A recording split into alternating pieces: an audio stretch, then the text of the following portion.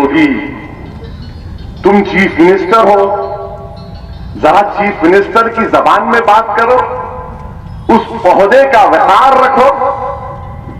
कभी तो देख लो, पढ़ लो, इनके चीफ मिनिस्टर, इनकी कॉन्स्टिट्यूएंसी में हर साल 150 बच्चे मरते हैं इंसेफेलाइटिस से।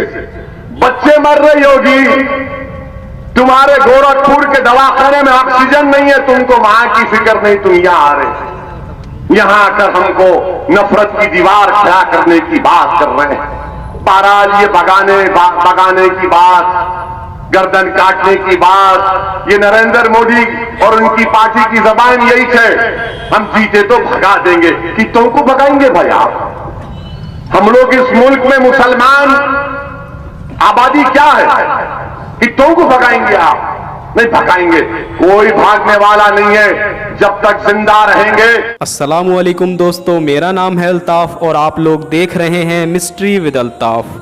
जैसा कि दोस्तों आप सब भी जानते हैं कि हमारे देश में एक ऐसी हस्ती रहती है कि अगर वो शख्सियत किसी टीवी शो में, किसी टीवी न्यूज़ में आ जाए तो उस न्यूज़ चैनल की टीआरपी इतनी बढ़ जाती है, अगर साफ लफ्ज़ों में मैं आपको बताऊं तो उस चैनल की टीआरपी इस तरह उछाल मारती है जैसे कि बाइक 0 से सीधे 100 की स्पीड में भागती है।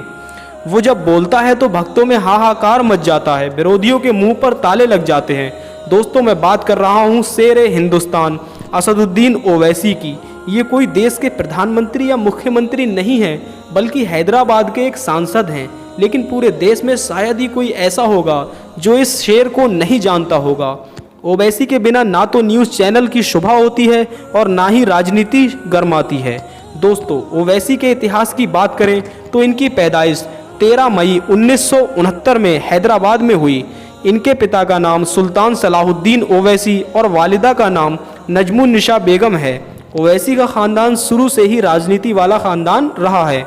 सन 1927 में मजलिस इत्तेहादुल मुस्लिमीन नाम के संगठन यानी मजलिस की स्थापना नवाब महमूद नवाब खान के हाथों हुई, जो पार्टीशन के वक्त पाकिस्तान चले गए थे। बाद में इस पार्टी को असदुद्दीन ओवैसी के दादा जनाब अब्दुल वहाद ओवैसी ने संभाला और मजलिस इत्तेहादुल मुस्लिमीन के आगे ऑल इंडिया नाम जोड़कर ऑल इंडिया मजलिस इत्तेहादुल मुस्लिमीन नाम रखा। फिर ये पार्टी ओवैसी के वालिद सुल्तान सलाहुद्दीन ओवैसी के हाथों में रही, जो कि 1984 से 2004 तक हैदराबाद के सांसद रहे। फिर आए जनाब असदुद्दीन ओवैसी साहब, पहली ही बार 2004 से हैदराबाद सीट से जीतकर सांसद बने और फिर 2009, 2014 और 2019 और अब तक यानी 2020 तक अपनी हुकूमत कायम रखे हुए हैं। असदुद्दीन ओवैसी AIMIM के अध्यक्ष हैं। ओवैसी साहब ने निज़ाम कॉलेज आंध्र प्रदेश से बैचलर ऑफ आर्ट्स से ग्रेजुएशन पूरी की और लंदन से वकालत की पढ़ाई करके बैरिस्टर का मकाम हासिल किया, बैरिस्टर का ओहदा हासिल किया। दोस्तों अगर असदुद्दीन ओवैसी के काम की बात की जाए तो उन्होंने हैदराबाद में कई स्कूल, कॉलेज और हॉस्पिटल बनवाए हैं, जिनमें से ओवैसी हॉस्पिटल सबसे ज़्यादा फेमस है। ओवैसी के ज़्यादातर स्कूल में लगभग 10,000 बच्चों को फ्री में पढ़ाया जाता है। दोस्तों मैं आपको बता दूं कि ओवैसी उन चंद नेताओं में से हैं जिनको संसद रत्न अवार्ड मिला है। 2014 में ओवैसी के संसद में बेहतरीन प्रदर्शन और अच्छे व्यवहार के लिए इनको सांसद रत्न अवार्ड से सम्मानित किया गया। दोस्तों अभी तक मैंने जितनी भी बात की वो सब नॉर्मल बातें थीं। अब आते हैं मुद्दे की बात पर, मेन बात पर।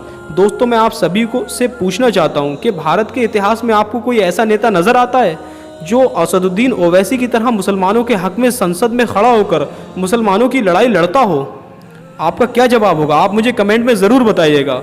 असदुद्दीन ओवैसी मुसलमानों के लिए वो करते हैं, जो वो आवाज़ बुलंद करते हैं जो कोई और नहीं करता। वो मुसलमानों को सियासी ताकत बनाने के लिए पूरी जान लगाकर जुटे हुए हैं। देश की एकता, मजबूती और संविधान की हिफाजत के लिए हर वक्त विरोधी ताकतों से लड़ते हुए सियासत में अपना जलवा कायम किए हुए हैं। दोस्तों ओवैसी ऐसा शख्स है जो मुसलमानों के लिए हर वक्त हर हाल में विरोधी ताकतों से लड़ने को तैयार रहता है। मगर अफसोस आज का मुसलमान ओवैसी को पहचान ही नहीं पा रहा है। अरे वो ओवैसी ही है जो बार बार संसद में मुसलमानों के कत्ले आम पर अपनी आवाज़ बुलंद करता है। वो ओवैसी ही था जो अपनी बेटी की शादी में शरीक ना होकर संसद में 3 तलाक के लिए लड़ाई लड़ रहा था। जब कश्मीर के मुसलमानों पर जुल्म होता है तो यही वो ओवैसी है जो सबसे पहले इन मासूमों की आवाज़ बनकर संसद में सबसे पहले उनके हक के लिए लड़ता है। जब बाबरी मस्जिद की शहादत की बात आती है तो असदुद्दीन ओवैसी ही सबसे पहले मुसलमानों की आवाज़ बनता है। वो ओवैसी ही है जो सोए हुए मुसलमानों को जगाने की कोशिश में लगा है। मगर अफसोस, आज कुछ लोग खड़े होते हैं और कुछ लोग बोल पड़ते हैं और ओवैसी तो हिंदू मुसलमान की राजनीति करता है। ये कहते हैं कि ओवैसी तो हिंदू मुसलमान की राजनीति करते हैं, भड़काऊ भाषण देते हैं। अरे मुसलमानों की तरक्की की बात करना भी क्या भड़काऊ भाषण है? आज मुसलमानों की एजुकेशन पर बोलने वाला कोई नहीं सिवाय ओवैसी के। ये बंदा हर बार संसद में मुसलमानों की तालीम के लिए आवाज़ बुलंद करता है, मुसलमानों के लिए आरक्षण की बात करता है, लेकिन हर मुसलमान की मानसिकता तो ये होती है कि हम इस्लाम की लड़ाई के लिए तो ओवैसी को आगे कर देते हैं, मगर जब वोट डालने की बात आती है तो हम किसी और ही पार्टी को वोट दे आते हैं। ये गलत है मेरे दोस्तों। जो आपका रहनुमा बना हुआ है, जो आपको पूरा सपोर्ट कर रहा है, आपके लिए हर काम में हाजिर है, तो आपको उसको सपोर्ट करना चाहिए।